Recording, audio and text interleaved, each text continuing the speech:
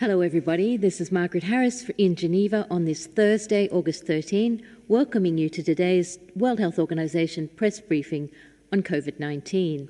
We have with us, as always, the WHO Director General, Dr. Tedros, along with Dr. Mike Ryan, Executive Director of our Emergencies Program, Dr. Maria Van Kerkhove, Technical Lead for COVID-19, and a big panel of experts today. So please ask a good broad range of questions. Our experts include Dr. Bruce Aylward, Dr. Maria-Angela Simao, Dr. Sumya Swaminathan, who's joining remotely, and quite a few others. As usual, we're translating this simultaneously in the 6 official UN languages, plus Portuguese and Hindi. Remember that under the Zoom system, you need to go to the Korean button to use Arabic. But now, without further delay, I'll hand over to Dr. Tedros. Dr. Tedros, you have the floor. Thank you, Margaret. Good morning, good afternoon, and good evening. We're half a year on from the WHO sounding its highest alarm by declaring the COVID-19 outbreak a public health emergency of international concern. At the time, on 30 January, there were just 100 cases outside of China and no deaths. Since then, there has been an exponential rise in cases, and every country in the world has been impacted. And with major disruptions to essential health services, the ripple effects of this pandemic are having a major impact politically, economically, and in how people live their day-to-day lives.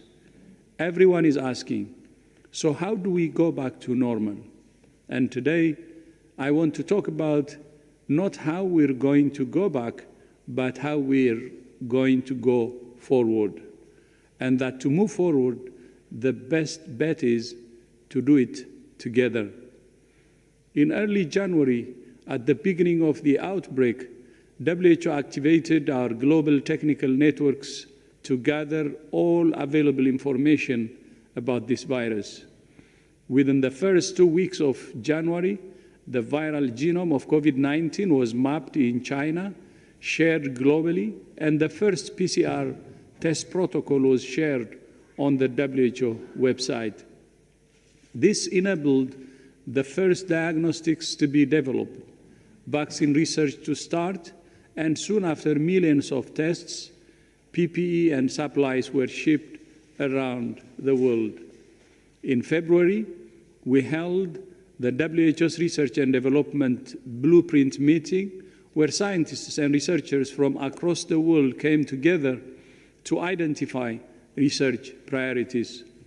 A roadmap was created for the development and fair distribution of diagnostics, therapeutics, and vaccines. Also in February and March, numerous countries showed that it's never too late to suppress COVID-19 using a comprehensive approach. This includes active case finding and isolation, contact tracing and quarantine, adequate testing, and appropriate clinical care. With these tools, it was clearly possible to break the chains of transmission by a combination of traditional public health techniques. As the pandemic evolved, countries clearly needed to come together in an unprecedented way to develop new vaccines, diagnostics, and therapeutics, and to set the stage for ensuring that they reach all people everywhere. In April, WHO convened world leaders and launched the Access to COVID-19 Tools Act Accelerator. In just 3 months, the accelerator has already shown results. As of today, 9 vaccine candidates are already in the COVAX portfolio and going through phase 2 or 3 trials, and this portfolio, already the broadest in the world, is constantly expanding.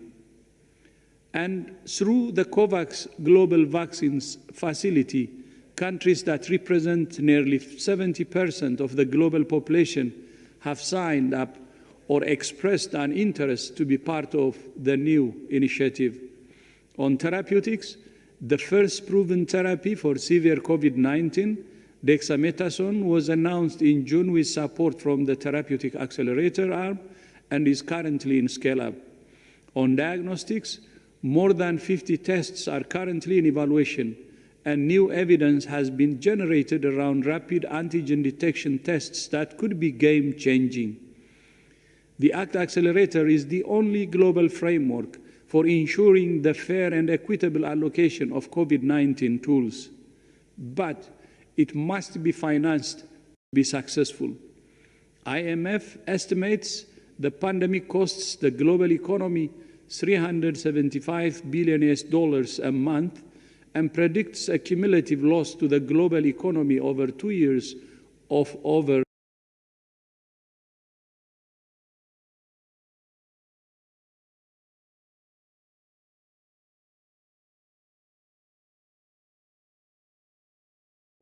$12 trillion. The world has already spent trillions dealing with the short-term consequences of the pandemic. G20 countries alone have mobilized more than $10 trillion in fiscal stimulus to treat and mitigate the consequences of the pandemic. That's already more than 3.5 times as much as the world spent in the entire response to the global financial crisis.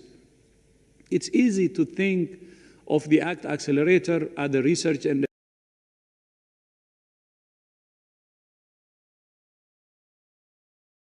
development effort, but in reality, it's the best economic stimulus the world can invest.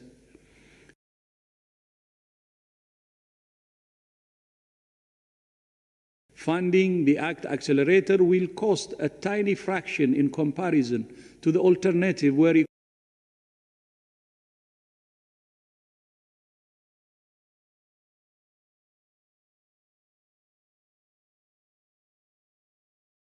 economies retract further and require continued fiscal stimulus packages. Before spending another $10 trillion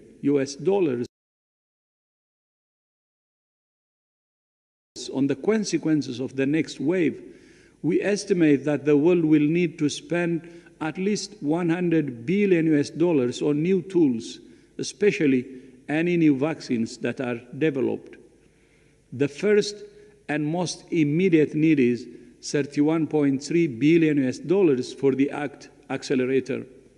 The ACT Accelerator is the only up and running global initiative that brings together all the global research and development, manufacturing, regulatory, purchasing, and procurement needed for all the tools required to end the pandemic.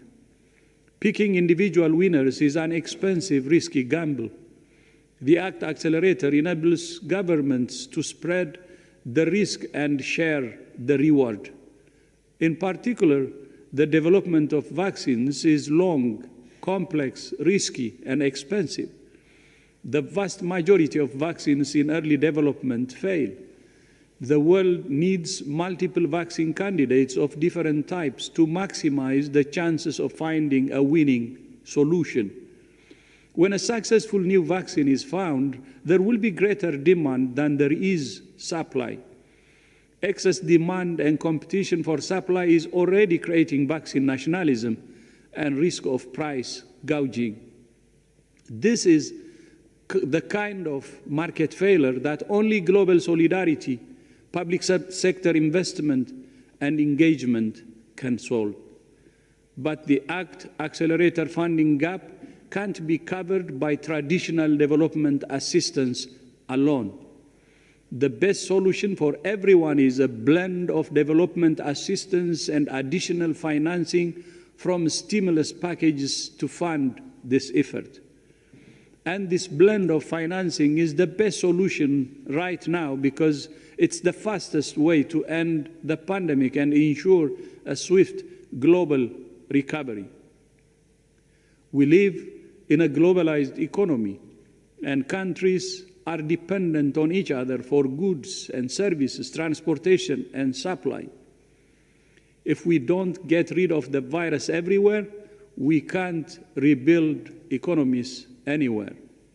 And the real beauty of the ACT Accelerator and its work is that stimulus investments and globally coordinated rollout of new vaccines, tests, and therapeutics would have a major multiplier effect on our economies.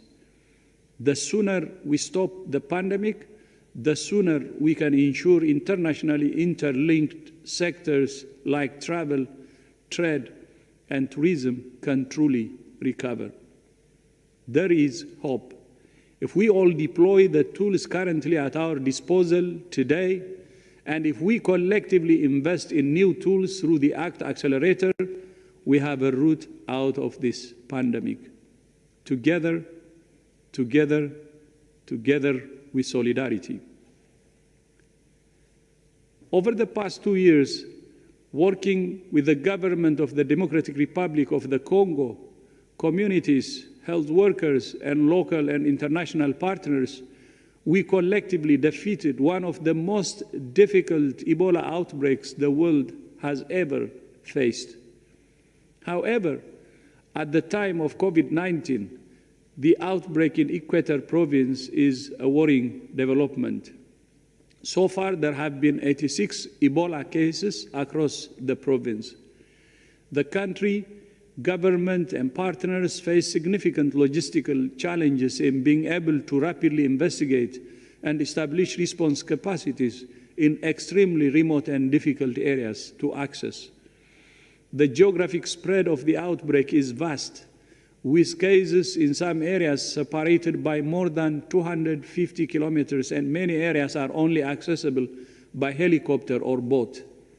Right now, WHO has approximately 100 staff on the ground working with the Ministry of Health, UN agencies, NGOs, and communities.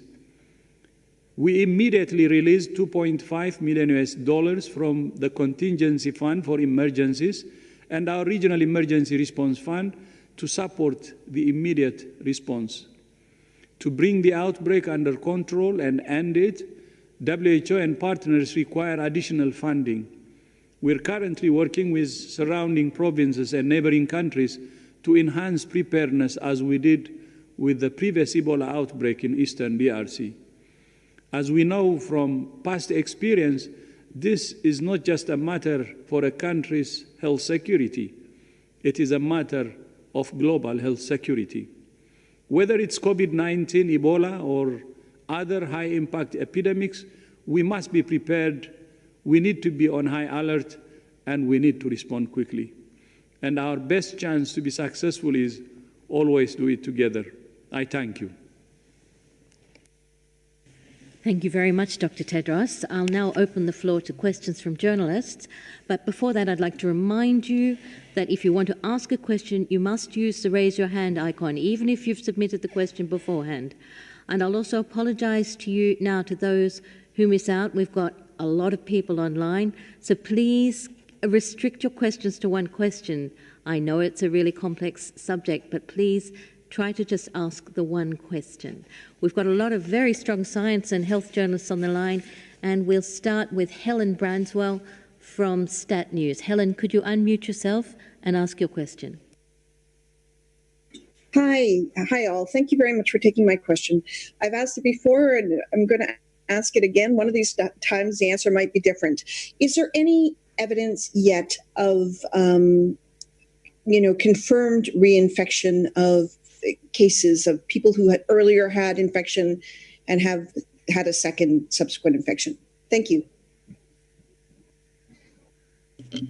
Hi, Helen. Thanks for the question. It's a timely one. I think this is on the minds of many individuals.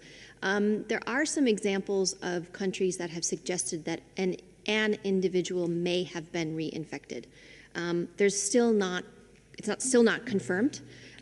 What we need to be able to do is to look at a few things. One is the testing that's been done in an individual and how long that individual tests positive, because some people can have PCR positivity for many weeks, not just days, but many weeks. And it doesn't necessarily mean that they are infectious for that long. In fact, we know that they are not infectious for that long.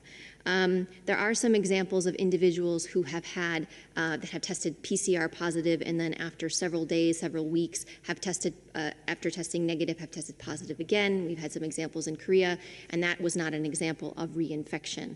There's what we are trying to do in the instances where there may be an individual that tests positive again. We need to look at a few things. One is how the tests were collected, what samples were collected, the tests that were used, to see if there are any issues of false positivity or false negativity. And what we ideally would like is to look at sequencing. If the virus can be isolated, if sequencing can be done, so we can look and see if somebody has been reinfected. The third thing that we're looking at is the immune response that an individual has after infection. You've heard us talk about this quite a lot. There's a lot that we're still learning. We expect that individuals who are infected with the SARS-CoV-2 virus develop an immune response. We don't know for how long that immune response lasts. We don't know how strong it is or for how long it lasts, and that is something that is currently actively under development. And of course, somebody will have protection from reinfection while they have those antibodies. So it's a long-winded answer to say we don't know yet, but we are actively following up any examples where this may be suggested. Thanks very much, Dr. Van Kerkhove. The next question comes from Antonio Barreto from the Spanish newswire EFE. Antonio, could you unmute yourself and ask your question? Hola, buenas tardes. Quería preguntarles por la vacuna rusa.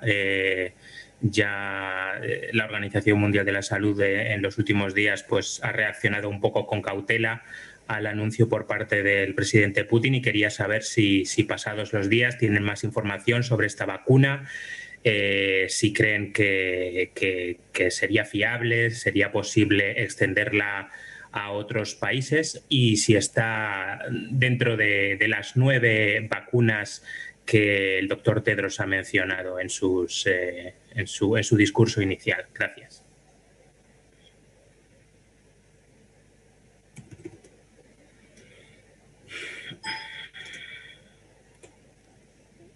The question was about the Russian vaccine.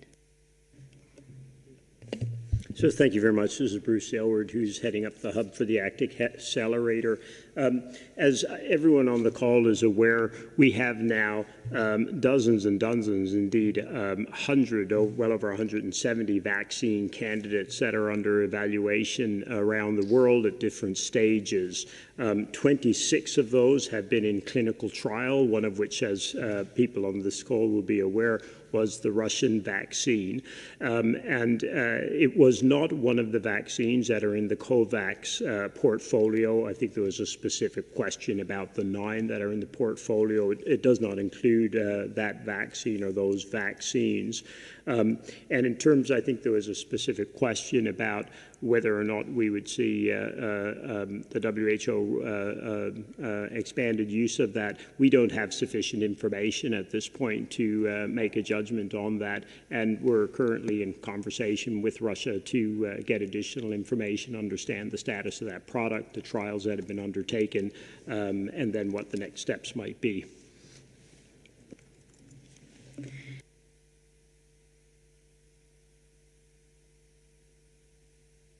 Add anything? Sorry, Dr. Swaminathan on the line. Do you want to add anything? No. Doctor, no, nobody I think that's fine, Margaret, that's fine. I don't want to add anything. Thank you so much. The next question goes to Kai Kupferschmidt from Science. Kai, could you unmute yourself and go ahead? Yes, thanks for taking my question. So very, very big picture question. I'm curious, so, following the WHO numbers on COVID-19, you can kind of see that globally the numbers are leveling off. Now, I'm aware that this is, as a pandemic, this is a lot of different outbreaks, all going on at the same time, each with its own dynamic. I'm just curious whether you can speak a little bit to, the global picture at the moment. How do you see it? Do you expect the numbers globally to kind of stay at this spot or even go down? What's the dynamic if you take the very big picture view at the moment? Thanks. I think I can start, but Maria, Bruce, and others may wish to weigh in. I think yes, I mean, you are right. The numbers vary from week to week, from month to month, from geography to geography. But I think what we have to keep in mind is a very small proportion of the world's population have actually been exposed to this virus and have developed an infection and have developed an immunologic memory to the virus. So this virus has a long way to burn if we allow it to. It may move in certain populations more efficiently, depending on behaviour. It may move in certain populations depending on whether people are spending more time inside or outside. It may return in colder periods. It may do many things. But the one thing I think we have to remember is most people, the vast majority of people, remain susceptible to this infection. Countries, I think, in terms of the overall global picture, there are still a number of countries that are very much dealing with extensive, uncontrolled community transmission, with all of the consequences that go with that, with pressure on the health system, preventable deaths, and all of the socioeconomic damage that goes with that, having to take very, very strong measures to try and control the disease. There's a number of other countries at the other end of the spectrum who have previously brought the disease under control but are now experiencing spikes in the numbers of cases, mainly related to clusters of infection around particular events, around particular contexts, around crowds, around gatherings and other things. And they're struggling, obviously, to bring those clusters under control in order to prevent community transmission reigniting. And I think that's probably the key issue here. Once you get community transmission under control and you get back to clusters or sporadic cases, you have to try and keep it there. Because if you take pressure off this virus, it will slip back towards community transmission. And once community transmission takes off, establishes itself and becomes intense, then you have all the consequences of the health system under pressure, death rates rising, hospitalizations rising. So the key objective for us all is to try and suppress infection to a point where we have control at community level, and then risk manage our way through this. And we have to make some difficult trade-offs. Opening schools versus crowded gathering places. We need to make choices. And some of those choices are not easy. They are hard. And I think that's going to be the struggle over the coming months. Making good choices. Governments making good choices. Communities making good choices, and individuals making good choices. And that requires good information. That requires good data. That requires knowledge and being able to act. The DG said it in the speech. He said, we have the tools. We have a number of tools that we know that work. We need to continue to apply them. And we need to, as he has alluded to, and Bruce as well, we need to accelerate the development of vaccines, and we need to be able to pay for a massive expansion in our capacity to deliver vaccines to everyone that needs them. But I would characterise the global situation now. Yes, we've seen a plateauing of numbers, Kai, and I know you track that every day. But this is like the cascades of a waterfall. You can go down one level and you think you're in calm water, and you go over the next level and you're in a waterfall again. So I do think we need to be very, very careful. Calm waters do not mean the storm is over. We may just be in the eye of the storm and we don't know it. So I think absolute vigilance now. And those countries that have made progress, please retain that progress. You will lose that progress if you relent, if you become complacent. Those countries that are in community transmission, the DG keeps saying it, there is always time to turn it around. Some of the countries now that have the best numbers are countries that had terrible outbreaks only a few months ago. Look at Italy. Look what Italy has achieved in terms of its ability to control this disease. It is never too late to put this virus under pressure. So those countries that have made progress give us hope, but those countries who have made progress need to remain vigilant. If I could just add, I mean, we've said it many times, but the trajectory of this pandemic in every country is in our hands. It remains in our hands. And I think that we need to say that as much as we possibly can, because there is hope of countries that have been in terrible situations, as Mike has just said, that have turned it around. And the trajectory is in our hands, and it depends on the actions of countries. It depends on the actions of governments, of communities, of individuals. There are many situations where we have choices, where we can reduce our risk of exposure. And it is really, really critical that as societies open up, that we minimize the infections, the number of people that get infected, even among people who are at a lower risk of developing severe disease, because they may also pass the virus to somebody else who may be of a vulnerable category, who could develop a severe disease, need hospitalization, and die. And I think that's really, really important. And I think what we're learning 7 months in is that the actions that need to be taken at the different levels to suppress transmission, to reduce mortality now, with the tools we have now, are fairly clear. It's the implementation that is incredibly difficult. And the consistency and the vigilance and the focus to do this, having clear plans, but localized, adapted implementation is really, really difficult. And to have this done at the scale that's necessary, depending on the intensity, and what we're seeing for countries that are opening up, that are seeing these clusters, really quick action to stamp out and put out those individual fires where those outbreaks are happening is proving successful. So as an individual, avoid the crowded places, wear a mask where appropriate, listen to your governments. If you're asked to stay home, please do so, because there are many frontline workers, essential workers who are out there who are doing incredibly hard work that are keeping people alive. Everybody has a role to play, and we will say this over and over and over again, that we have control, we have power, that we can play a role in this and really do everything we can to prevent ourselves getting infected and preventing ourselves from passing it to someone else. Thank you very much, Drs. Ryan and Dr. Van Kerkhoff. I'd also remind you, as I said, we've got a wealth of expertise in this room and on the line. I mentioned Dr. Soumya Swaminathan. We also have Dr. Hanan Balki, who can talk about the therapeutics arm of the ACT Accelerator, among many other topics. We also have Dr. Edward Kelly, who can talk about the health systems arm of the ACT Accelerator. So you've got a great opportunity here today. The next question goes to Simon Ateba from Today News Africa. Simon, please unmute yourself and go ahead. Thank you for taking my question. This is Simon Ateba from Today News Africa in Washington, D.C. It's been 6 months since the first confirmed case of COVID-19 was recorded in Africa. Between then and now, more than 1 million cases have been recorded and over 24,000 people have died. However, these cases are mainly concentrated within 5 countries in Africa: South Africa, Egypt, Nigeria, Ghana, and Algeria. I was wondering, do we know exactly why some countries are affected more than others? And what are other countries doing right that these 5 countries are not doing? Thank you. Thanks, Simon. I think there's a number of factors at play here. I think, if I remember correctly, you said South Africa, Nigeria, Ghana, Egypt, and what was the other one? Ghana. And if you look at those are very high populous. I think Egypt and Nigeria and South Africa, probably the most populous countries in Africa. So yes, we would expect the most cases to be in those countries because that's where we have the most people.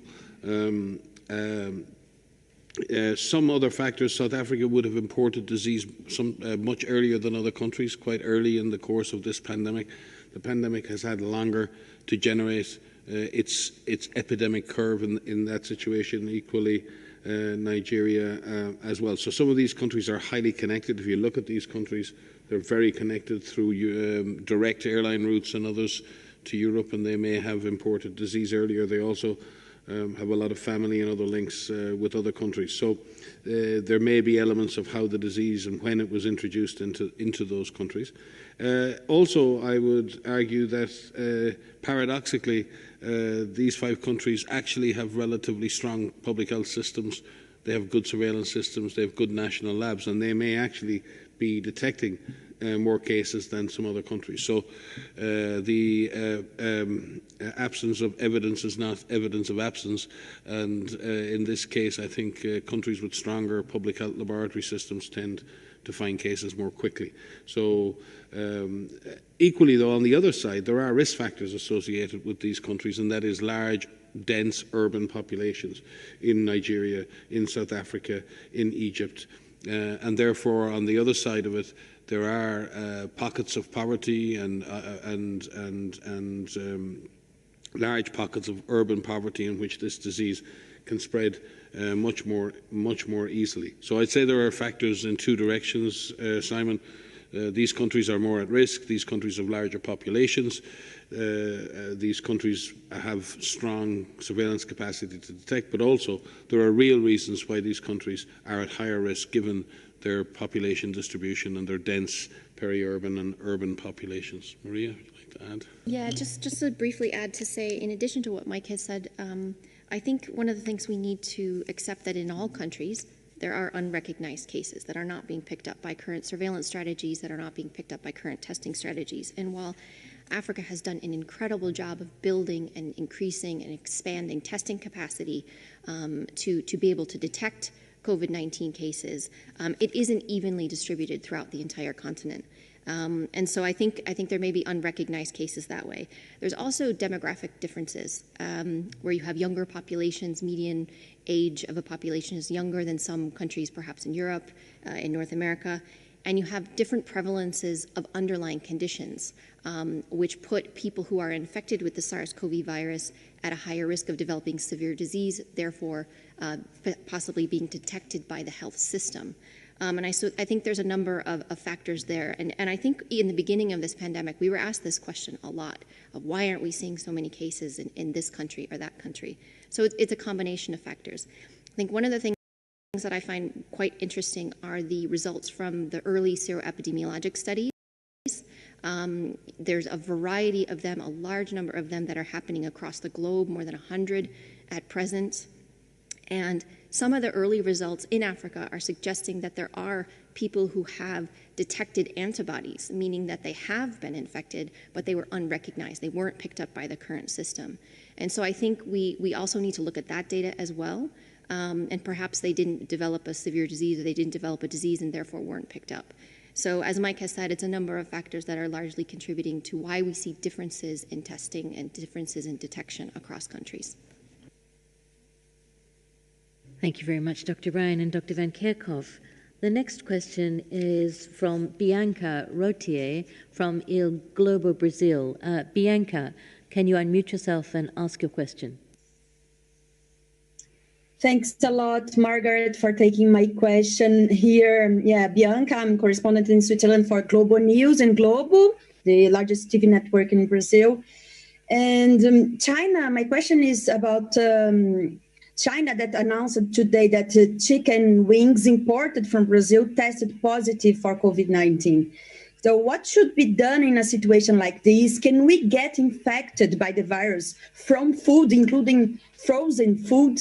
What are the risks? What are the recommendations for consumers, people that work in transportation of food and also in production and packaging, and of course to companies and governments as well? Thanks a lot. So thanks for the question. I can start, and maybe Mike, you would like to supplement. So yes, we are aware of the reports of these tests. What we understand is that China is testing on packaging. They're looking for the virus on packaging, and they've tested a few 100,000 samples of looking on packaging and have found very, very few, less than 10 positive in doing that.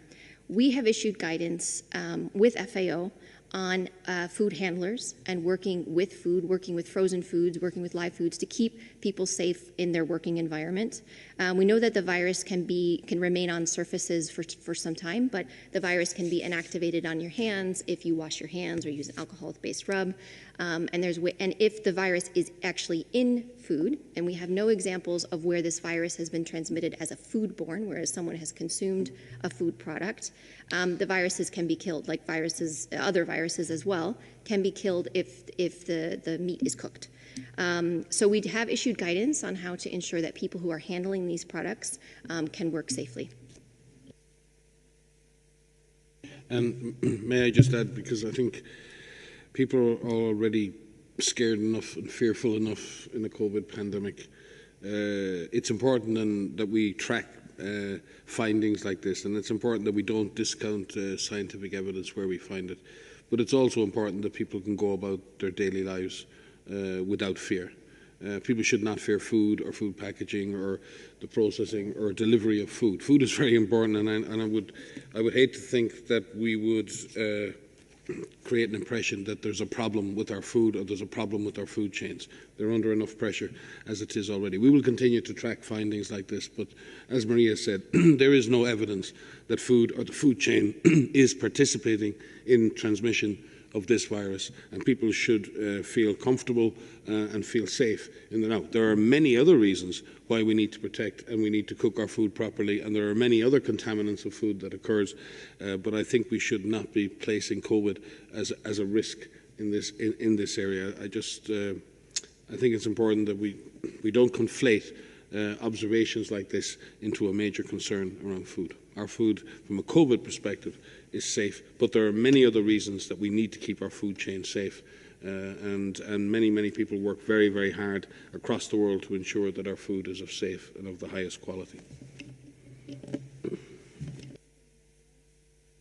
And Dr. Van Kerkhoff. The next question goes to Michael from CNN. Michael, can you unmute yourself and ask your question? Good afternoon from Ottawa. This is Michael Bossack. I'm a contributor to CNN Opinion. There's been a lot of talk. Thank you for taking my question. There's been a lot of talk about the expected demand for the new vaccine, but as you know, anti-vaxxers have taken to social media in a big way. In fact, I'd say there's almost a virus of disinformation out there about the future vaccine. And according to a CNN poll in May, and this is quite shocking, about 1/3 of Americans said they would not get vaccinated against coronavirus, even if it were widely available and low cost. And then just quickly, I interviewed just now the head of Rotary International, John Halcall, and he said one of the end games of COVID crisis will be vaccinations and that there will be resistance. However, there's a lot to learn from polio in terms of how to overcome the resistance. So my question is, what needs to be done? Have governments underestimated the degree of resistance, and is it too late to counter that effectively? Thank you.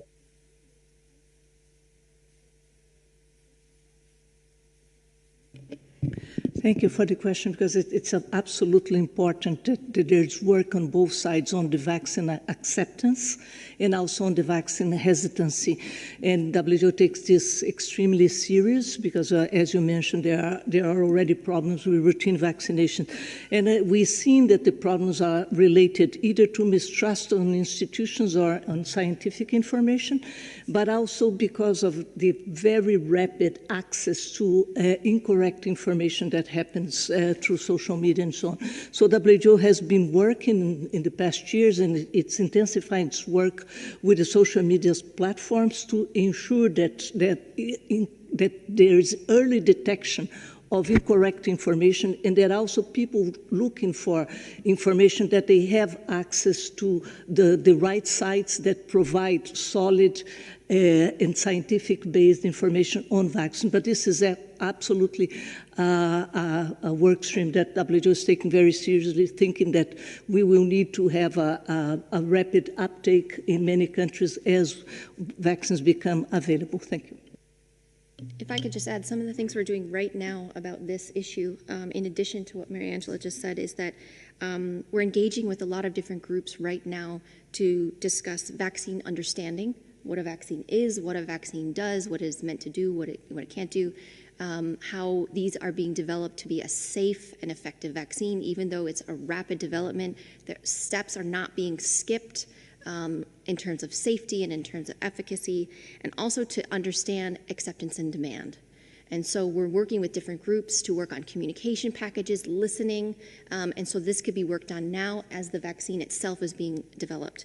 But what we understand from most countries that are communicating with us, most groups that are working with us, civil society, individuals, that most people want access to a safe and effective vaccine. So there's a lot of different avenues that we are pursuing, but really trying to increase vaccine understanding, acceptance, and demand is something that we take very, very seriously, and we're listening and we're learning and we're developing those communication packages. And maybe also speaking to the costs of doing all of this, we need to invest in a dialogue with people, with communities, in in creating the conditions in which this vaccine, these vaccines, we hope, can be introduced in the most successful way. There are reasons for vaccine hesitancy. There are reasons for lack of acceptance of vaccines, and they range from specific fears about the vaccine to distrust of government. There are many different reasons, and Bruce has vast years of experience in polio, overcoming issues and misunderstandings and misinformation. Spent many years at it myself. If you think about Congo, Eastern Congo in the last year and a half, we were using an investigational use vaccine, brand new vaccine, in a population in the middle of a highly conflictual situation with a very disrupted society. And through the work that we, UNICEF, the government and others did with communities, we had 97% acceptance of vaccine amongst eligible people for that vaccine. That's incredible. That's a great testament to the people of Congo, to their understanding, to their acceptance. But it's also a two-way street. There must be a dialogue. People need to be allowed to have a conversation about vaccines and have a proper conversation. It's not a one-way street. It's not about shoving things down people's throats. It's about having a proper discussion, good information, a good discussion on this. And people will make up their own minds. And I think science and government have a job to do, and that is to make the case. I think communities and people have a job to do, which is to listen to that case. And hopefully, the result of that will be a widely accepted, successful vaccine that could bring this pandemic to an end. Bruce? Hi, thanks, Mike. And Michael, thank you for the point. I don't want to belabor it because others have covered the big points, but first, no one's underestimating this. And one of the ways and things that we're doing to address it also is to make sure that we're putting together an integrated package of tools. And that's what the ACT Accelerator is all about. We all want a silver bullet, but we want to make sure we have multiple ones. We need better, faster diagnostics. We need therapeutics. We need the vaccines. Not everyone may use a vaccine. It may not work in everyone, so we need the other tools. And as Mike has been emphasizing, we need those tools now, especially the diagnostics, to be able to get the massive step change in terms of the coverage of folks who, number one, know their status, whether or not they have the disease, and number two, whether or not they're still shedding and they're isolated properly. So that's the reason, and again, one more of the arguments, as we do all these pieces to work now to be prepared for optimum uptake, that we also have the other tools. Maria made the point, but it's another thing to emphasize.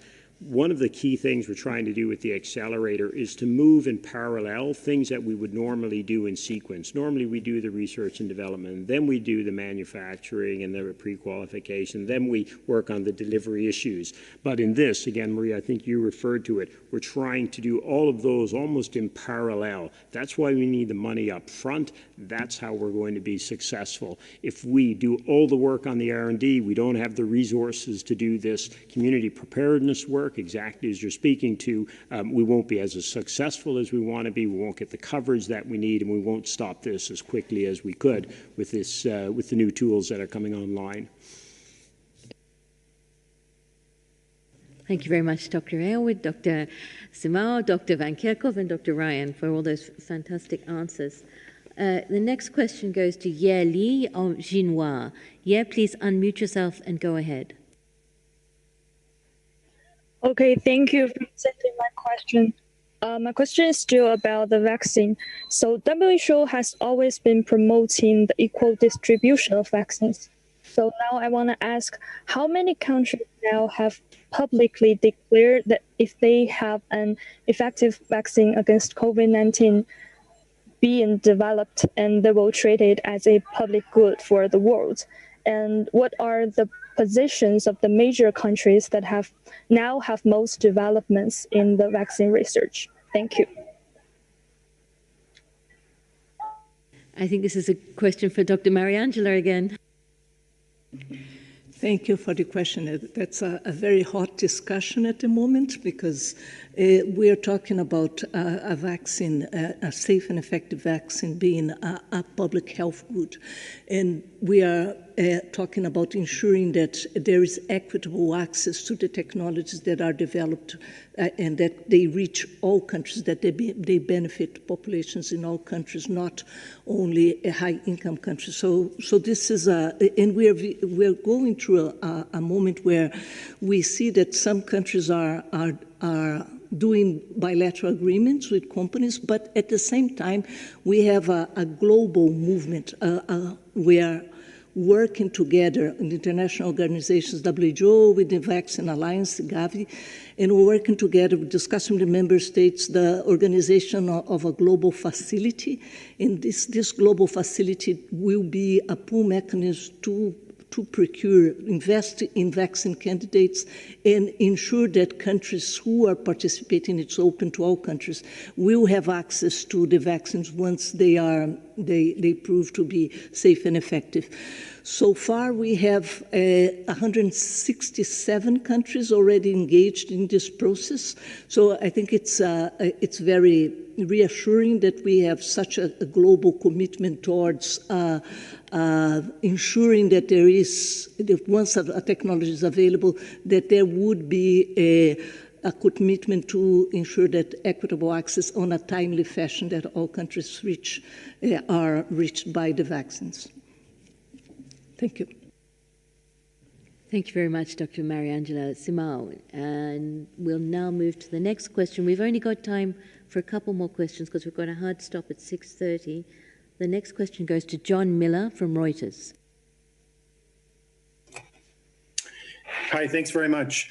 As we look around the world, we see a lot of unilateral deals between companies and countries for vaccines.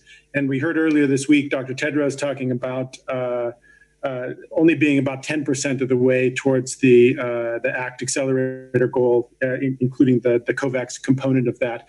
And I'm wondering, do you have concern that these unilateral deals, whether it's between Switzerland and a company or the US or Europe, that they are competing with efforts on a multilateral level to address this problem perhaps in a more comprehensive way? Thanks. Thanks so much for the question. And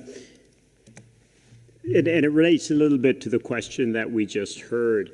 It's an interesting situation we're in. When we first started talking about vaccines, of course, against this disease, everybody was quick to say it's so important that we have enough of these products and we equitably distribute these products. But then, of course, we've seen a lot, as you just mentioned, of countries now moving forward on bilateral deals, we call them, or multilateral deals to try and secure access for their populations. And the motivations behind that at a certain level, of course, they can be understood. What's interesting now, and it's a little bit the point that Mariangela just spoke to, is over the last couple of months, there's been an increasing recognition among countries that it is not enough to vaccinate their own populations, and they're also recognizing that they don't need to vaccinate their whole populations immediately to get the biggest bang potentially from these vaccines. And what we're seeing more and more is that even, in fact, just over the last few days, even in weeks, we're seeing countries that have set bilateral and multilateral deals coming to us and saying, look, how do we work with you to make sure that we're part of a solution that ensures that this rolls out simultaneously to the world? Like the Director General said, there's self-interest in this as well as the moral case for it, because there's a recognition we cannot get the global economies moving again. We cannot get travel, trade, transportation. The world is just too interlinked. And what we've got to do is get pressure off the health systems, because that's been what the real drag on the economies have been. In the course of doing that, we'll save lives. And we can do that, again, a little like Mariangela mentioned, by vaccinating a proportion of the global population together much more effectively than if we were to try and do pockets of it, completely, one at a time. And it's been encouraging and just striking how many countries that are doing deals.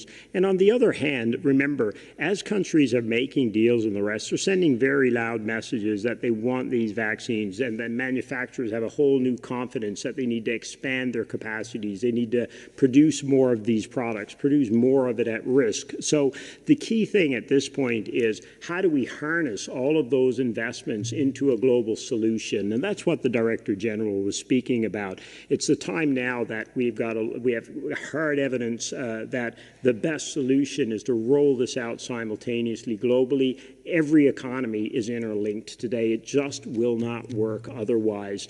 And as we move toward that, now it's trying to work out, okay, the nuts and bolts. If you've bought a lot of vaccine over there, how do we work with you to make sure that that can be part of a global solution? And that's really where we are. And remember, we have some time to sort this out. We hear a lot of panic about buying and deals, et cetera. But we have a couple of months to work together as a global community to find the solution to this. So we roll these out in the way that's going to be most effective. So a global solution where we're all pooling our risks, pooling our procurement would be the ideal. If we do separate deals, then it is how do we coordinate these so that we don't prejudice any part of the world in a way that's ultimately going to be detrimental to everyone, even those who work to try and vaccinate their own populations completely first. Yeah, perhaps I'll leave it at that. But Mariangela, you've been a big piece of this work. Anything to add?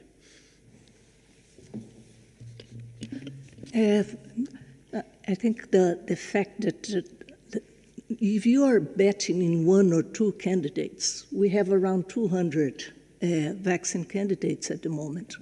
So what's your best bet? We don't have any of the vaccine candidates has finished the clinical trials yet. So we don't know which one will be the front runner, which one will actually prove to be safe and effective. So we are encouraging countries to join a global facility because we will have access to more candidates, and you have a better chance to actually have concrete access, be able to procure one of the successful candidates. I think this is the main issue.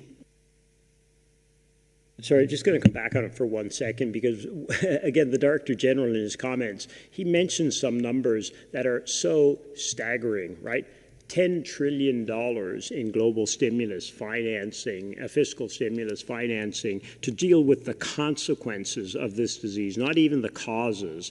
And the kind of numbers that we're talking about to try and roll out a global solution are a fraction of that. So again, coming to the points that we were discussing earlier, countries are recognizing that. They're recognizing that if we don't get a global solution, there's going to be waves of global fiscal stimulus financing needed to try and get out of this crisis, similar to what happened with the global financial crisis. And that's a situation that nobody wants to be in. So I think all of these factors are coming together. I'm sorry, I can't remember the name who asked the question. I apologize. But it's a fantastic question. We have an opportunity. We have a window. And so now it's aligning all of these deals so that they roll out with the right timing. It's not who bought the vaccine almost, it's how they use that vaccine in a globally coordinated manner for a global solution to a global crisis. Thank you so much, Dr. Aylward and Dr. Shamal, for those fantastic answers. We're really running out of time, so last question we go to North Africa, to Morocco, and the question is from Uhassan Abdallah from Moroccan News. Uhassan, please unmute yourself and ask your question.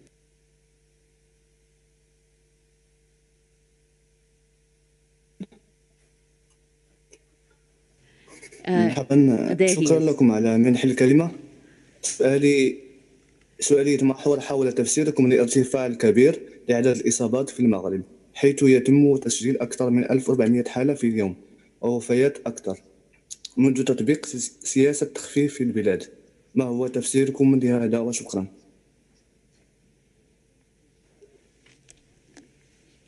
شكرا. Thank you. Shukran.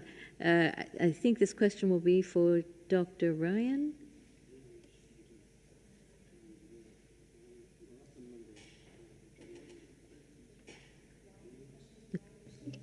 Yes, so your question was about the number of cases and what the country should be doing about it. Yeah, we'll just trying to get the exact numbers. Sorry, forgive me for Morocco. Maybe Maria, you can start. Yes, so according to our data as of yesterday, 35,195 cases. New cases in the last week, almost 8,000 cases in the last week. Maybe and the number of deaths, I think, is 556. And I think if you see the situation, it's not the number of cases, but the trend is on the increase, both in the number of cases and deaths. So I think Morocco should do more, especially to reverse the increasing trend that we're seeing now. Compared to many countries, actually, if you see the number of deaths, it's low, but with the increasing trend, it may, if it continues to increase, it may get serious. So our advice is, with the increasing trend, to be more aggressive in the interventions that they take, tailored to, of course, the COVID situation at subnational levels and below, and tailored action can be taken in areas where there is more contribution of cases, because we don't think that the situation is very even throughout the country. So they can focus where the concentration of cases is, and where especially the new cases are coming from. But the last August, the week of August 3, is the highest since the outbreak actually started in terms of number of cases, which is almost close to 7,000 in a week, which is the highest number of cases reported. And if we can supplement as well, while the numbers, for example, across the Eastern Mediterranean, North Africa, Middle East,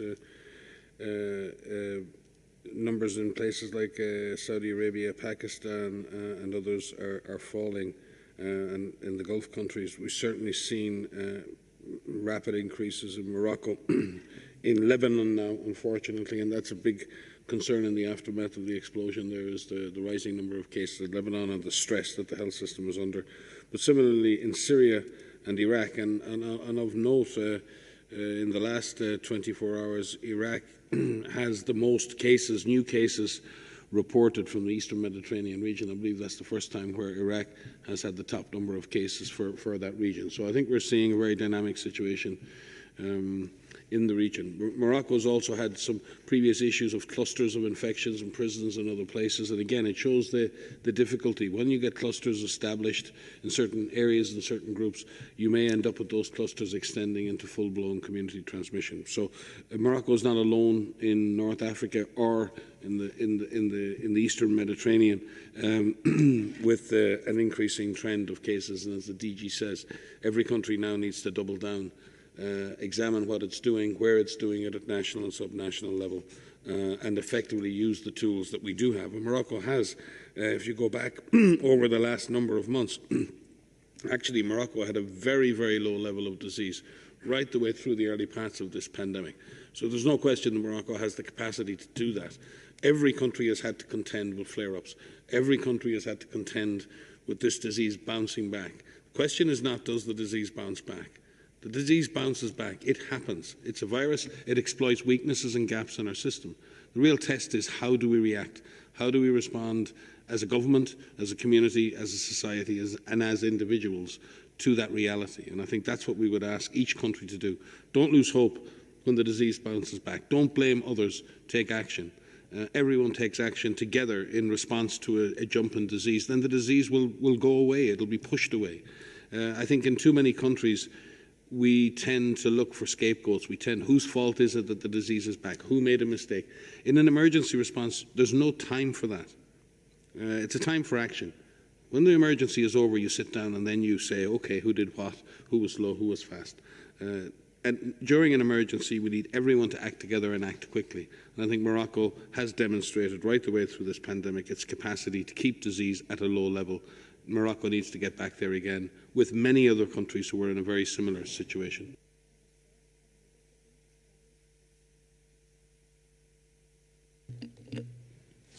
Thanks, Margaret.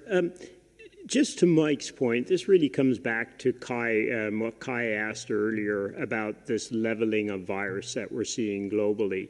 I mean, what we're actually seeing, and as Mike talks about all the time, is two factors. The first is the scale of the susceptibility in the world. The vast majority of the population in the world is susceptible to this disease.